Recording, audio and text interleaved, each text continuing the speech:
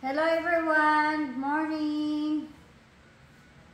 Antok na antok pa ako kasi maaga ako nagising kay na alas 4 dahil nagluto ako ng almusal ng panganay ko dahil may pasok na sila sa school. Monday today. So, yun, balik na naman sa normal ulit na magigising ng alas 4. Pagpasukan na luto ng almusal. Maaga ako nagising kanina talaga. So, ang gagawin ko ngayon,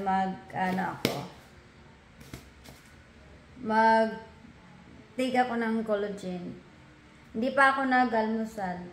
So, ang ginagawa ko kasi nito, first thing in the morning, bago ako mag-almusal, so, mag-ano muna ako, titake ng collagen. Water na ako. Ayun.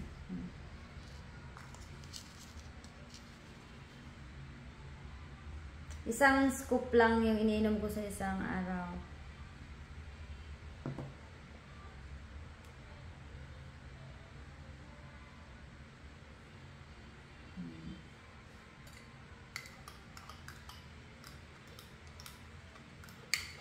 Nainom ko siya pag wala pa akong almusal. Yung empty stomach pa. Ano to 15 servings. 15 servings. So sa isang buwan, 2 ganito yung nauubos ko. Isang buwan. 1 scoop a day yung ininom ko. Nung di pa ako pregnant kay Pia, ito yung iniinom ko. Tapos, tinigil ko ito pag inom nung buntis ako sa kanya hanggat sa nag-breastfeed ako. Hindi ako umiinom ng collagen. Pero nung nag-stop na ako mag-breastfeed sa kanya, umiinom na ulit ako. Ito. Siyempre, kailangan ko ng ganito dahil gusto ko naman na lagi akong fresh araw-araw dahil sobrang busy ko talaga araw-araw. Super busy. Yung tipong makakaupo ka lang pag kumakain kasi marami kang inaasikaso. Magwalis, first thing in the morning, magluto, maghugas ng pinggan, magwalis, mag-asikaso kay Pia, magluto. So marami akong ginagawa araw-araw. So, kahit sobrang busy ko, super busy na araw-araw. Gusto ko naman na kahit sobrang busy ko na, fresh pa rin ako tignan.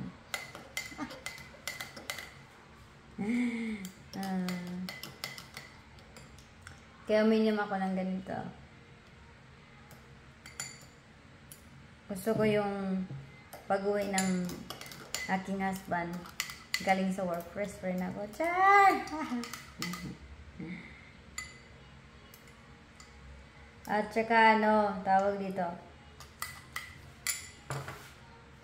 May mga stock ako ganito sa bahay dahil bumibili naman ako ng ganito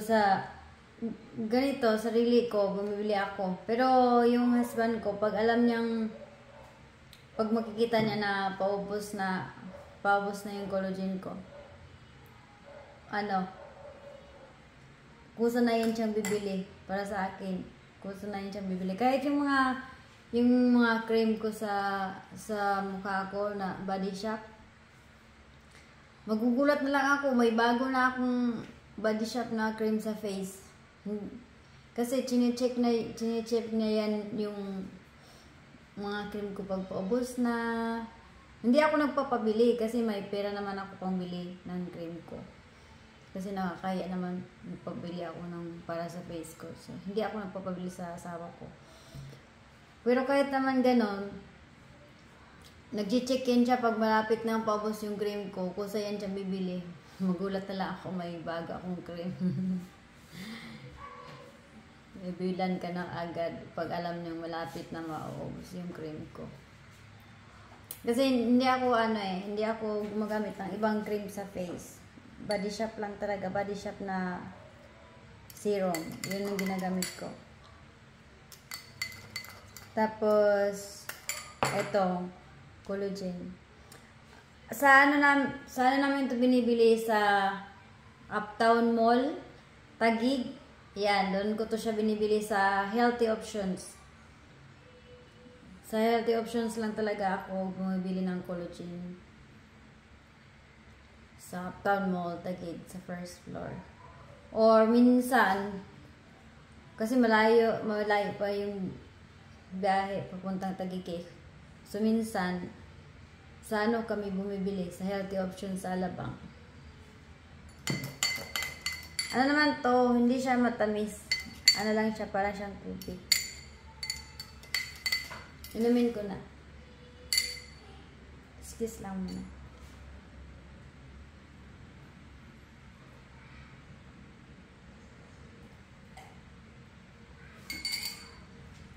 Yan, first thing in the morning, minom ako yung empty stomach pa.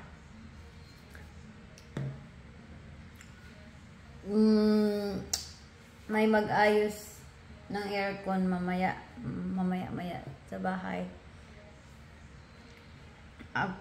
After nila mag-ayos, igala ko si Pia sa Kitsuna. Dalhin ko siya. Kasi simula nung pagbalik namin galing UK, hindi ko pa siya nailabas ulit. Igala ko siya mamaya sa Kitsuna. Habang wala pa din akong wala pa akong pasok sa school. Kasi pag may pasok na ako sa school, sobrang busy ko na.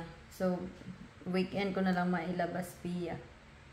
Kaya, I grabbed the opportunity na kahit na wala pa akong pasok ngayon sa school, igala ko na siya. Pero yung panganay ko, nag-start na sila sa school eh. Nag-start na. Ayun. Tapos, bukas marami akong lulutuin bukas. Gagawa ako ng ulit. Yung beef patty. Lagyan ko ng maraming garlic, spring onions, brown sugar, ganun. Tapos, marami akong lulutuin bukas, Tuesday. Kasi, gusto ko lagi may stock yung freezer dahil, yun nga, sobrang busy. Minsan, wala nang time magluto. Kaya, na lang, init ng ulam. Yan. Kasi sobrang busy, binabalance ko naman yung time ko sa kanila. Binabalance ko yung paglilinis saka pag-spend ng time kay Pia. Kasi, yan, yung mga ganyang mga babies, kailangan pa ng time yan sa mommies. Paglaki niyan, binakailangan bantayan yan. Kaya habang maliit pa, sinusulit ko yung time sa kanya. Kasi yung panganay ko kahit nung baby pa yon, kahit mag-shower lang ako, nahirapan ako mag-shower. Dahil sasama yan sa shower. Iyak yan, ayaw magpaiwan. Yung panganay ko, lagi yan nakasunod sa akin. Ngayon, malaki na siya, 9 years old.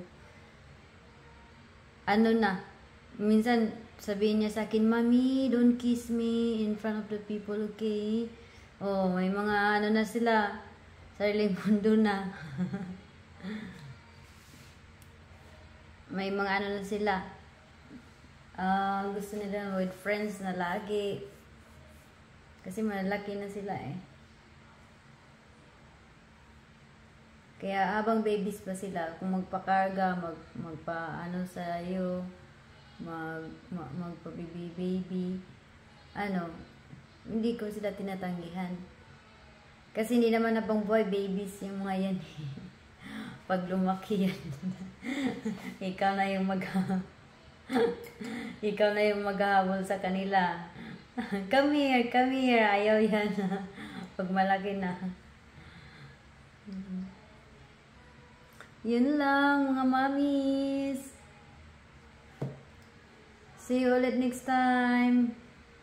Nag-ayos na ako ng maaga dahil after mag-ayos ng aircon dito, yung pupunta, alis kami ni Pia. Gala kami. See you. Bye.